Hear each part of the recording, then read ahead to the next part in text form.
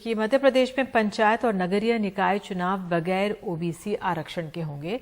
Supreme court ने राज्य चुनाव आयोग को चुनाव कराने का आदेश दिए हैं। सुप्रीम कोर्ट ने अपने आदेश में कहा है कि 5 साल में चुनाव करवाना सरकार की संवैधानिक जिम्मेदारी है।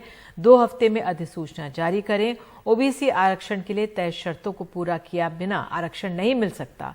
अभी सिर्फ एसटी, एससी आरक्षण के साथ ही चुनाव कराने होंगे।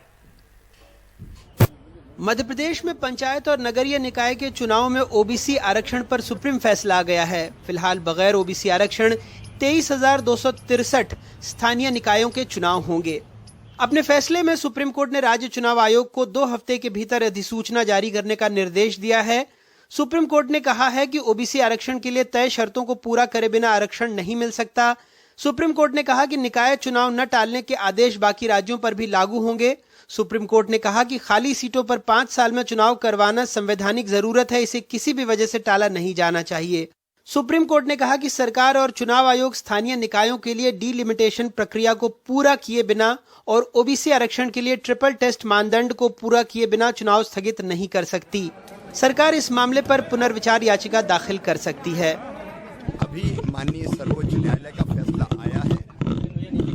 विस्तृत अध्ययन हमने अभी नहीं किया है, लेकिन ओबीसी आरक्षण के साथ ही पंचायत के चुनाव हो, इसके लिए रिव्यू पिटीशन हम दायर करेंगे और पुनः आग्रह करेंगे कि स्थानीय चुनाव, स्थानीय निकायों के चुनाव ओबीसी के आरक्षण के साथ हो।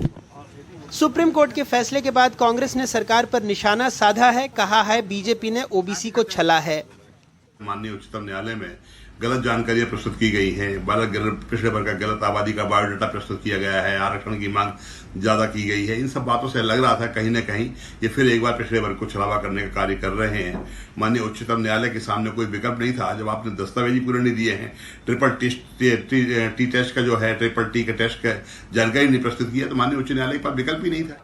सुप्रीम कोर्ट में पिछली सुनवाई के बाद राज्य सरकार ने आनन फानन में पिछड़ा वर्ग आयोग की रिपोर्ट सार्वजनिक करते हुए कहा था कि मध्य प्रदेश में 48% मतदाता पिछड़ा वर्ग के हैं। इस आधार पर स्थानीय निकाय चुनाव में उन्हें 35% आरक्षण की सिफारिश की गई थी, लेकिन इस रिपोर्ट को कोर्ट ने अधूरा माना, जिसके बाद तय हो गया कि चुनाव 36% आरक्षण के साथ ही होंगे। इसमें 20% एसटी और 16% एससी का आरक्षण रहेगा, जबकि शिवराज सरकार ने पंचायत चुनाव 27% ओबीसी आरक्षण के साथ पहले कराने की बात कही थी, इसलिए ये चुनाव अटके हुए थे।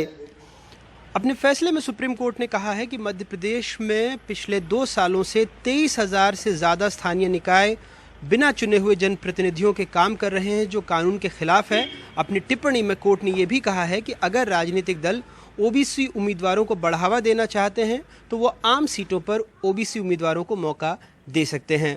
भोपाल से कैमरा पर्सन रिजवान खान के साथ अनुराग द्वारी, एनडीटीवी इंडिया।